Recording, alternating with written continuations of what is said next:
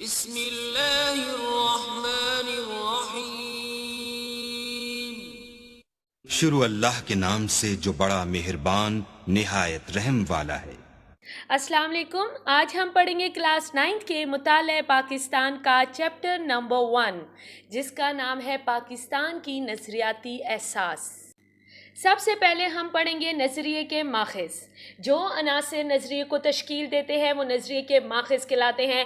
نظریے کی تشکیل میں کئی عناصر اپنا کردار بہت اچھے طریقے سے ادا کرتے ہیں، جن میں مذہب، اخلاقی قدر و تہذیب، معاشرتی روایات، تاریخ، رسم و رواج وغیرہ سارے شامل ہیں۔ چونکہ ہر قوم کی مذہبی اقدار، تاریخ، روایات الگ الگ ہوتی ہے، اس لیے ان کے نظریات بھی الگ الگ اور منفرد ہوتے ہیں۔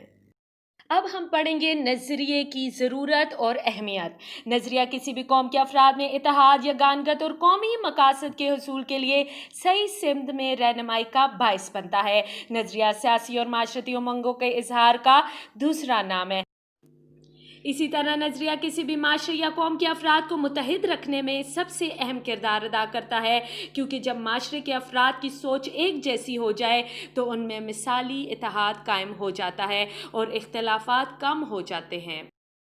نظریہ ملکی آئین اور دیگر قوانین بنانے میں قوموں کی رہنمائی کرتا ہے، کیونکہ نظریاتی قوموں کو قانون سازی میں مشکل پیش نہیں آتی۔ اس کی سب سے بڑی وجہ یہ ہے کہ نظریے کی شکل میں ان کے سامنے بنیادی رہنما اصول پہلے سے موجود ہوتے ہیں۔ نظریہ قوموں کی ثقافت، تہذیب، معاشرتی روایات اور مذہبی اقتدار کی حفاظت کرتا ہے، کیونکہ نظریاتی قومیں منفی اندرونی اور بیرونی اثرات اور غلط رجحانات سے محفوظ رہتی ہیں۔ اسی طرح نظریہ معاشرے یا قوموں کے لیے کامیابی کا باعث بھی بنتا ہے، کیونکہ نظریہ قوموں میں اختلافات کو کم کر کے اتحاد اور اتفاق پیدا کرتا ہے، جس سے معاشرہ یا قوم ترقی کی راہ پر گامزن ہو جاتی ہے۔ نظریہ قوموں میں مشکل حالات کا سامنا کرنے اور مشکلات کو حل کرنے کی اہلیت پیدا کرتا ہے۔ نظریاتی قومیں مشکل سے مشکل حالات میں بھی حوصلہ نہیں ہارتی، وہ اپنے مسائل کا حل نظریے کی روشنی میں ڈھونڈ لیتی ہیں۔ نظریہ علم اور عمل کی طرف رہنمائی کرتا ہے اور ترقی کے ساتھ ساتھ روحانیت اور انسانی ہمدردی کی راہ بھی دکھاتا ہے، جس سے معاشرے میں مثبت تبدیلیاں پیدا ہوتی ہیں۔ اسی طرح نظریہ قومی شناخت اور کردار میں اہم کردار ادا کرتا ہے اور کسی قوم کو باقی اقوام سے ممتاز کرتا ہے۔